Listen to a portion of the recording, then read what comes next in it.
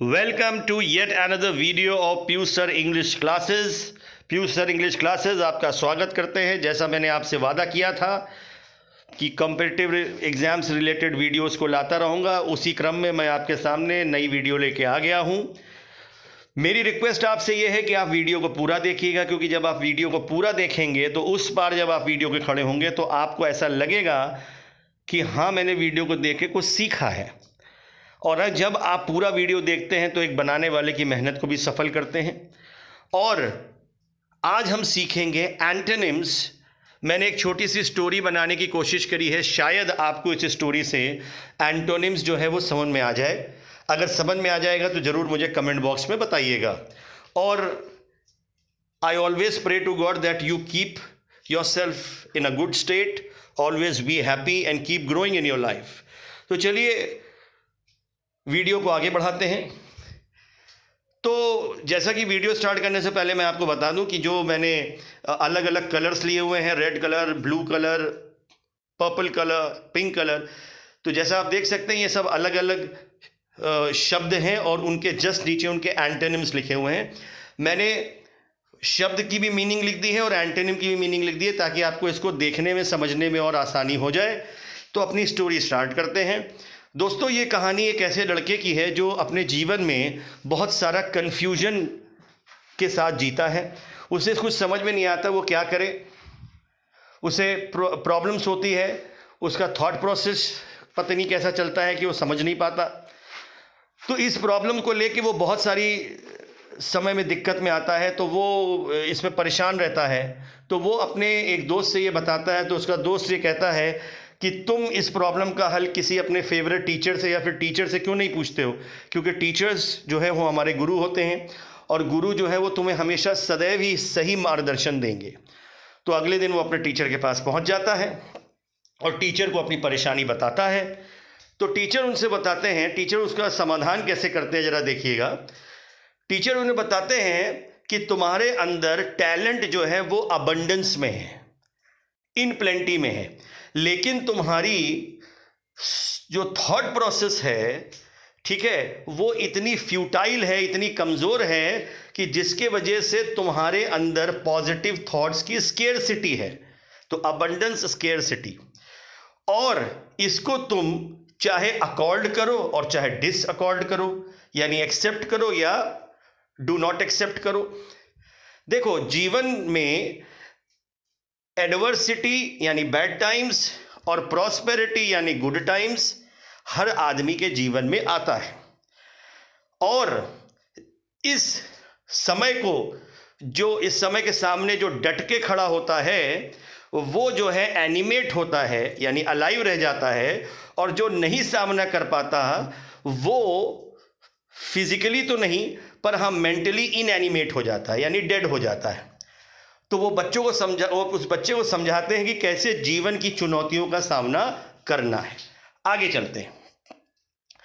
और उसके टीचर ये भी कहते हैं कि हो सकता है कि तुम्हारा कोई जीवन में ऐसा एक्सपीरियंस रहा हो जो बहुत बारबरस रहा हो, और उस बारबरस एक्सपीरियंस की वजह से तुम्हारे अंदर जो है कॉन्फिडेंस की कमी हो गई हो। कोई बात नहीं, अगर तुम अपनी कॉन्फिडेंस को सिविलाइज कर लोगे तो क्या होगा कि आगे आने वाले समय में तुम कुछ ना कुछ अच्छा कर लोगे।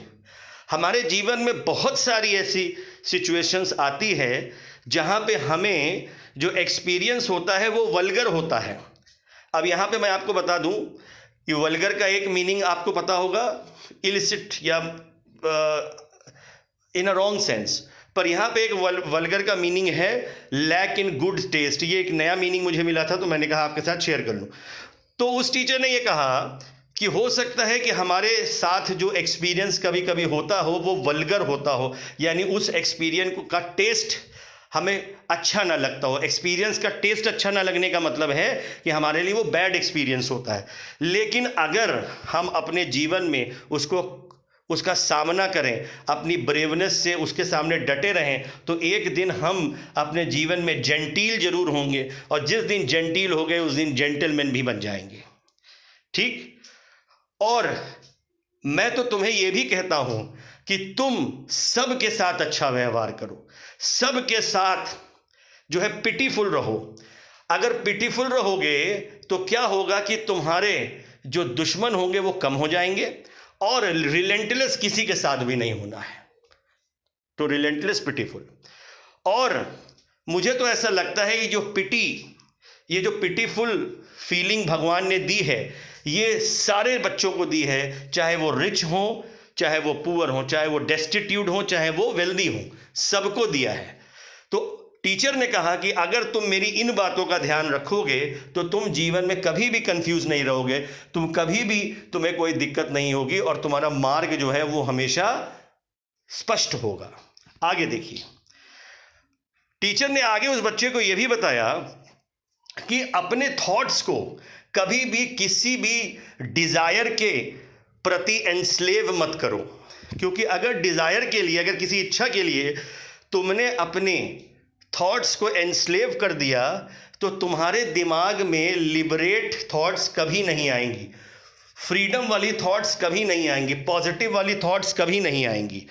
और जब वो नहीं आएंगी तो होगा क्या कि एक्सट्रिंसिक थॉट्स आने लगेंगी। जब एक्सट्रिंसिक थॉट्स आएगी तो क्या होगा, जैसे तुम सिचुएशन दिखा रहे हो, जैसे तुम मेरे सामने अभी खड़े हो, तुम सैड रहोगे, तुम अनहैप्पी रहोगे। तो हमेशा याद रखो कि अपने दिमाग में इंट्रिंसिक जो है थॉट्स को लाओ, और कल से मैं चाहता हूं, कल से तुम मुझे एक नए छात्र के तरह सामने दिखो। तो मेरे हिसाब से मैंने तुम्हें जो बताया, अगर तुम इन चीज़ों का ध्यान रखोगे तो तुम्हारे जीवन में कोई कन्फ्यूजन नहीं होगा। ये सुनते ही उस बच्चे की जैसे आंखें खुल गई। उसने कहा कि सर, मैं आपका बहुत बहुत आभारी हूँ कि आपने मुझे इतना बड़ा अच्छा ज्ञान दिया, मैं ज़रूर आपकी इस बात को मानूंगा। और वहाँ से वो खुशी खुशी चला गया। तो उम्मीद है दोस्तों कि मेरी ये छोटी सी स्टोरी आपको एंटोनिम सिखाने में जो है काम आई होगी। मैं हमेशा उम्मीद करता हूं कि आप इसी तरह से सीखते रहे। Thanks, keep learning, keep moving in life. By the time I am leaving out and signing out, your teacher Piyush sir, thank you very much.